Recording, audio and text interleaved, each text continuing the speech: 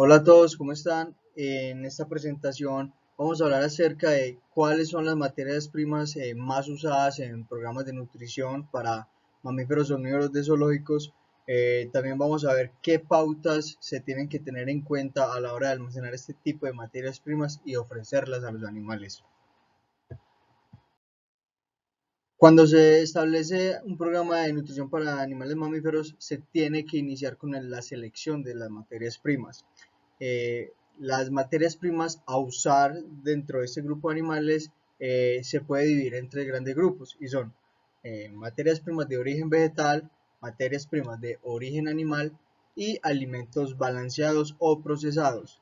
Eh, Realmente esos animales tienen una amplia gama de alimentos que pueden llegar a consumir, lo cual nos facilita en algunos casos la formulación de dietas por la inclusión de distintas materias primas de las cuales se tengan disponibilidad. Iniciando con las materias primas de origen vegetal que podemos tener disponibles, la vamos a subdividir en otros dos grupos, los cuales son las frutas y las verduras. Iniciando con las frutas, ¿qué podemos decir de las frutas que son comercialmente factibles de conseguir? Bueno, lo primero es que son altas en agua y azúcar. Esto es lo opuesto a los frutos a la composición nutricional de los frutos que se van a encontrar en estado natural, vía silvestre, ya que son mucho más ricos en materias secas, tienen baja cantidad de azúcares y pues tienen altos contenidos de fibra y proteína, mientras que las frutas comerciales son muy pobres en estos nutrientes. Estas materias primas, al ser dulces, a tener esos altos contenidos de azúcar, pero realmente son muy palatables para los animales. Tanto así que la inclusión de estas en las dietas por lo general hace que exista una selección mucho más fuerte hacia este tipo de ingredientes y pues se deja de consumir la totalidad de ingredientes con la que se formula la dieta. Es importante resaltar que dietas altas en frutas pues van a desencadenar problemas de diabetes en los animales, además de problemas con las heces, ya que este alto contenido de humedad va a hacer que presenten fuertes y constantes diarreas. También son elementos, materias primas que se pueden adquirir fácilmente, están en todo el territorio nacional y pues al estar en todo el territorio nacional se hace que las convierte en materias primas económicas. Generalmente los programas de nutrición están basados en gran parte a partir de estas materias primas, sin embargo lo ideal es ir haciendo una transición lenta hacia el uso de verduras, ya que hablando nutricionalmente son las más parecidas a esos frutos silvestres que para los cuales están diseñados estos animales. Y continuamos con las verduras. Generalmente estas materias primas tienen un alto contenido de agua.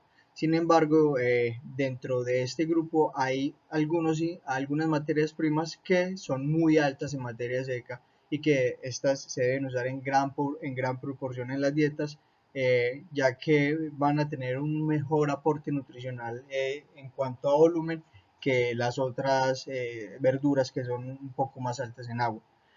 Tienen buen contenido de proteína y fibra. Esto lo llevamos en relación a que los frutos silvestres, como expliqué en la diapositiva pasada, pues tienen esta composición nutricional. Realmente estas materias primas poseen baja palatabilidad y está más relacionada esta baja palatabilidad es a que ya los animales están tan acostumbrados a dietas altas en frutas que son ricas en azúcares que al ofrecerle este tipo de materias primas que no tienen esa cantidad de azúcares dentro de su composición, pues no la van a consumir porque están acostumbrados a la otra opción. Estas materias primas también son de muy fácil adquisición y son económicas.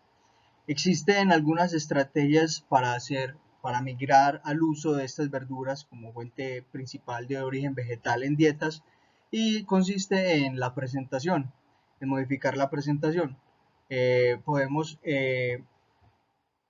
como generar estrategias de cocción, de de porcionado de manera tal que se vuelva un poco más palatable para el animal. Nosotros estamos en proceso específicamente con los citácidos y la estrategia que estamos usando en este momento es una cocción profunda de las verduras que queremos incluir en las dietas y pues ha obtenido muy buenos resultados. La idea es que cuando ya los animales estén acostumbrados a consumir estas verduras y sean muy cocinadas, pues vamos a ir bajando el nivel de cocción hasta llegar al punto donde podemos simplemente ofrecer el alimento sin ningún tipo de cocción.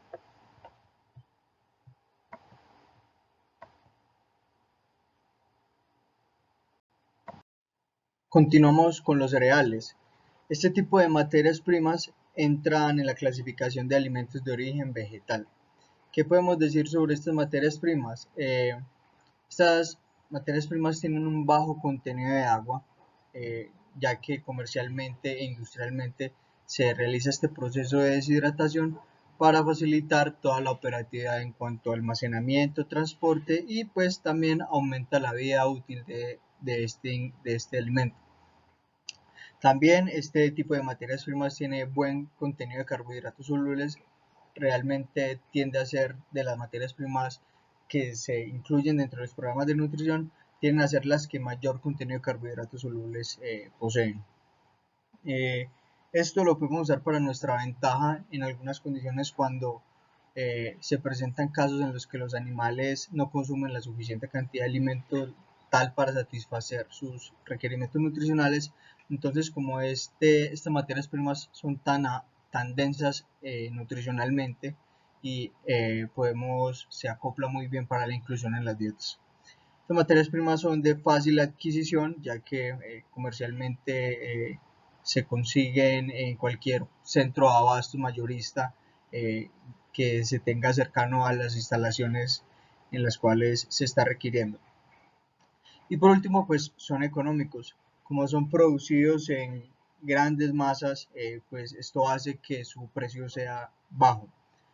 Es importante resaltar que este tipo de materias primas en cuanto al precio, al ser importadas, pues varía con el del cambio del valor de la moneda extranjera.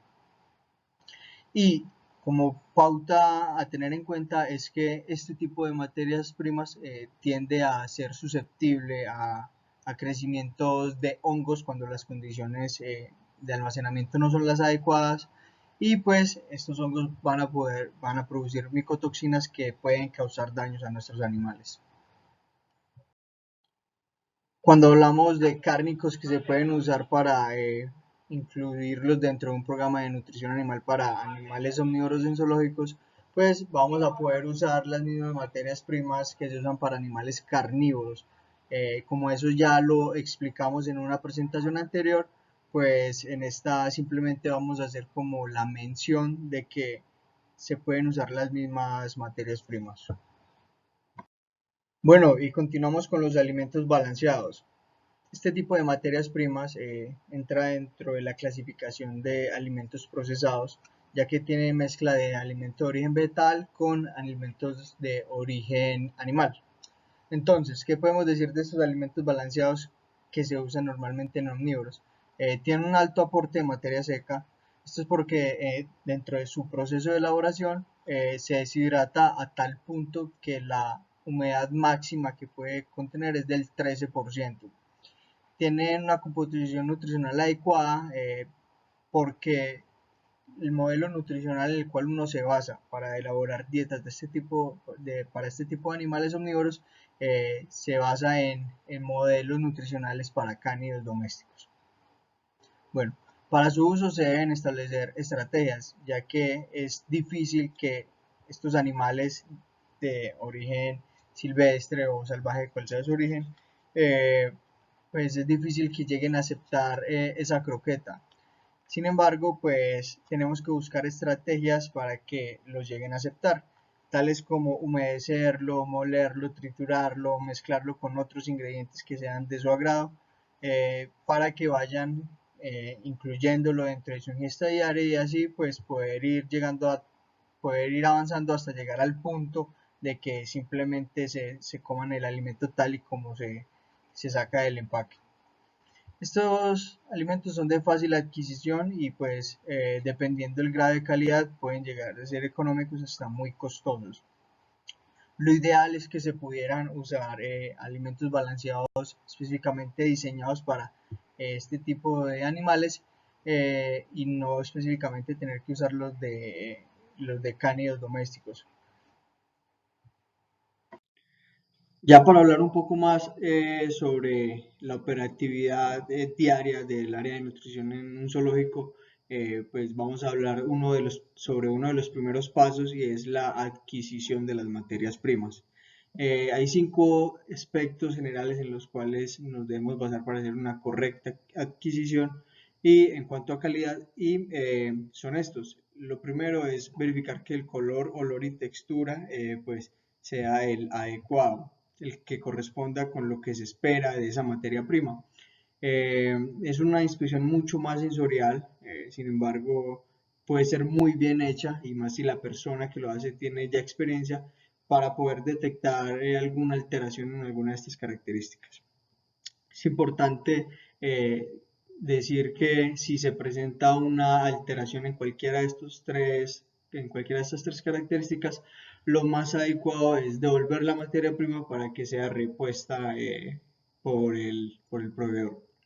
Otro punto importante es el estado de maduración. ¿De qué va a depender el estado de maduración en los que se va a adquirir la materia prima? Lo primero es en qué estado de maduración quiero dar las frutas a nuestros animales. Si quiero darlas inmaduras, maduras o en un intermedio entre estos 2 puntos. También debo tener en cuenta si tengo capacidad o no de almacenamiento, porque y con qué frecuencia hago esta adquisición de las materias primas. Porque, por ejemplo, si yo no tengo capacidad de almacenamiento de frutas en cajas de refrigeración y solamente hago adquisición de estas materias primas una vez por semana, pues si hago la adquisición de la fruta madura, pues para a los 5 días o a final de esa semana ya el producto va a estar en descomposición. También debemos identificar si hay presencia de cuerpos extraños. Hay una gran variedad de productos que traen consigo pues, cuerpos extraños, ya sea por todas las tareas de cosecha, embalaje, transporte, comercialización, en cualquiera de los puntos de esta cadena de comercialización, pues es posible que caigan cuerpos extraños en el producto. Entonces es muy necesario identificarlos cuando lleguen a nuestras instalaciones y si es posible retirarlos verificando que la materia prima se encuentra en buen estado y si no, pues se devuelve al proveedor y se espera por un cambio. También esta característica solamente aplica a aquellos alimentos que vienen empacados y es que sus empaques estén en buen estado, que no estén rotos, que no estén abiertos, que no estén alterados. Es muy importante para estar seguros de que la inocuidad del producto es la adecuada. Y por último tenemos las fechas de vencimientos. Esto generalmente también aplica a esos alimentos que vienen ya empacados y es pues tener una rotación adecuada para que no tengamos ninguna fuente de contaminación dentro de nuestra área de procesamiento. Bueno, ¿qué es importante tener en cuenta al momento de adquirir las materias primas? Se tiene que seleccionar inicialmente un proveedor adecuado. Si no tenemos un proveedor adecuado, no vamos a tener materia prima adecuada. Entonces, en cuanto a la selección del proveedor, debemos hacerlo de que cumpla con los estándares sanitarios que requerimos, que siempre nos cumpla con los pedidos, que no tenga faltas de inventario, porque los animales tienen que comer y no podemos caer en la falta de alimento. También este proveedor debe procurar por abastecerse de fuentes sostenibles. Esto lo hablo mucho más en el caso de, de cuando se consiguen alimentos de origen acuícola y pues verificar que sea un proveedor que tenga sus producciones o que adquiera el alimento de producciones ya establecidas y que no se remita a la pesca inadecuada, a la pesca desequilibrada de estas materias primas. También es muy importante mantener un inventario base en cambio de que se presente algún problema con el pedido. Eso uno cree que no, nunca va a pasar porque, porque los proveedores tienden a ser muy cumplidos. Sin embargo, se pueden presentar situaciones poco comunes que desencadenen en una falta en el flujo de materias primas en todo el país y pues nos puede afectar. Algo que nos pasó cuando se estalló esta cuarentena del COVID-19 y pues menos mal mantenemos un inventario base, nuestro mercado se retrasó un día y gracias a este inventario base pues pudimos suplir la alimentación de los animales sin ningún problema. Bueno, otro de los otro de los procesos que se hace de manera rutinaria en el área de nutrición de un zoológico es el almacenamiento de las materias primas. Este almacenamiento se da después de una consecución y una recepción de este pedido de mercado.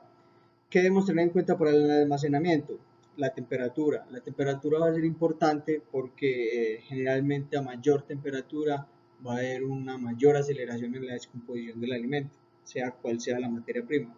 Entonces tenemos unas pautas dependiendo de la materia prima de la temperatura adecuada en la cual su vida útil se va a prolongar y pues vamos a poder suministrar un alimento mucho más, tener la certeza de que estamos suministrando un alimento seguro a nuestros animales. Entonces, en lo que son frutas y verduras, se recomienda que la temperatura sea en refrigeración y pues que la temperatura como tal oscile entre 4 y 7 grados Celsius. Si hablamos de concentrados, pues tenemos la onda de que es un alimento que ya está seco, entonces no es tan exigente a la hora del almacenamiento en cuanto a la temperatura. La temperatura de los cuartos de almacenamiento de estas materias primas puede estar a temperatura ambiente. Ya si hablamos de cárnicos, tenemos dos posibilidades de almacenamiento, en congelación o en refrigeración. Si se desea tener en congelación, pues las temperaturas deben estar a mínimo a menos 5 grados, a menos 5 grados. Y si ya se busca que esté en refrigeración, pues puede estar en un rango de 4 a 7 grados máximo. Es muy importante también el factor de la humedad, porque este va a ser uno de las condiciones ambientales que va a favorecer el crecimiento de microorganismos. Dentro de cuarto de refrigeración de frutas y verduras se debe mantener una humedad un poco alta, pero esto más que para prevenir el crecimiento de microorganismos, porque antes le estamos dando son como condiciones para que ellos se reproduzcan, pero como tal alimentate la temperatura, pues la humedad va a jugar un factor muy importante en estos cuartos porque va a evitar que se presente una alta deshidratación de los productos. Ya sea por las corrientes de aire que genera el ventilador para poder mantener la temperatura dentro de la caja.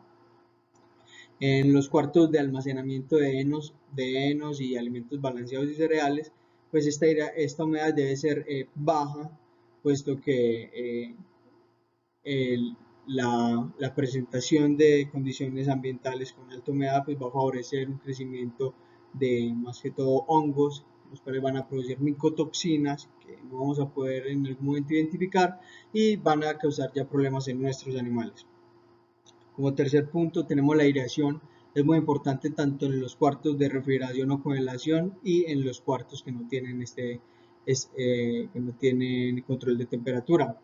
Y es porque se, si se ocupan zonas donde no hay buena aireación, pues se van a empezar a acumular humedad, se va a crear un microclima, el cual va a tener una alta temperatura, va a tener alta humedad y pues va a generar un foco de contaminación para las demás materias primas que se encuentran dentro del cuarto.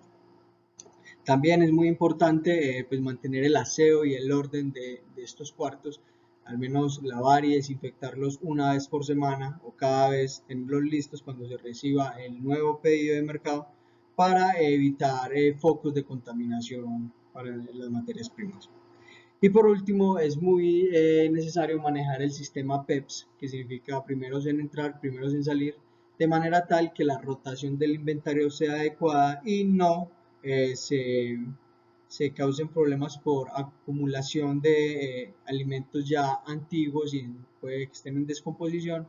Y al usar este tipo de técnicas o estrategias, pues vamos a tener menos pérdidas por putrefacción de alimentos o por daños en los alimentos, y se va a manejar una mejor calidad del producto y una mejor calidad de dieta en cuanto a, a características sanitarias y nutricionales. Bueno, ya para finalizar, me gustaría entrar un poco más en el almacenamiento de las frutas. Como les decía en la anterior diapositiva, pues muchas veces se va a contar con cuartos de refrigeración. Entonces lo más adecuado generalmente es ingresarlas en cada refrigeración. Pero esto va a depender de estas tres preguntas que vamos a mencionar. Bueno, la primera es el tipo de fruta. Si bien la refrigeración lo que hace es aumentar su vida útil y conservar sus características organolépticas en la mayoría de frutas, pues esto no aplica para algunas, ya que la refrigeración, pues las condiciones ambientales que se presentan en la refrigeración, pues van a ir en contra de la calidad del producto. Es decir, un ejemplo en los bananos, si los entramos en cava de refrigeración, y están más de 4 o 5 días, pues ya van a empezar a sufrir de algún tipo de quemadura en la cáscara y va a tornarse un poco más oscura, negra, y va a afectar esto tanto la parte externa del banano como la interna, que es ya la parte carnosa. El estado de maduración, como les decía en la diapositiva anterior, es si la fruta pues no está en el estado de maduración óptimo, si está muy inmadura, pues al ingresarla a un cuarto de refrigeración lo que vamos a hacer es parar esta maduración, y pues al momento de suministrarla a los animales, al no estar en el punto adecuado de maduración, ya sea en un intermedio o bien madura, pues no va a haber consumo por parte de ellos. Y por último, pues la limpieza y el aseo del cuarto debe ser muy importante. Si no se puede hacer la limpieza del aseo del cuarto antes de ingresar estas nuevas materias primas, pues lo más aconsejable es tenerlas afuera, hacer un lavado y una desinfección antes, ya que generalmente las frutas tienden a ser muy susceptibles a hongos. Y si no se realiza estas labores cada vez que se ingrese nueva materia prima, pues vamos a contaminar este nuevo bache de producto que se va a ingresar en las camas. También es importante mencionar que si bien no todas las frutas llegan al estado de maduración óptimo, pues nosotros podemos realizar ciertos procesos que beneficien como tal la maduración de estos. Hay muchas técnicas, entre las más usadas están taparlas con periódico, ponerlas en un cuarto oscuro. Muchas veces se les aplica carburo, que es un polvo que se consigue pues a nivel comercial, y lo que va a hacer es como eh, acelerar el proceso de maduración. Y ya pues están las estrategias combinadas, que son las más adecuadas para usar, que hacen que la maduración sea mucho más pareja y pues se dé en un menor tiempo. Bueno, y ya para finalizar, proponemos un ejercicio práctico de una situación hipotética en la cual se presenta escasez de frutas por un paro camionero. Sin embargo, el proveedor trae el pedido, pero al verificar el estado de maduración nos damos cuenta que toda la fruta está inmadura. Teniendo en cuenta esta escasez y que no es posible hacer el cambio de esa materia prima con el proveedor, pues entonces se debe proponer una estrategia para que el consumo de la fruta no se vea afectado. Esto lo vamos a hacer con base a lo visto en esta presentación y pues conocimientos que se tengan para que trabajen en pro a la solución de esta situación. Recuerden que las respuestas a estos ejercicios prácticos se deben enviar a la persona de contacto de la universidad. Muchas gracias por la atención. Nos vemos en una próxima ocasión. Hasta luego.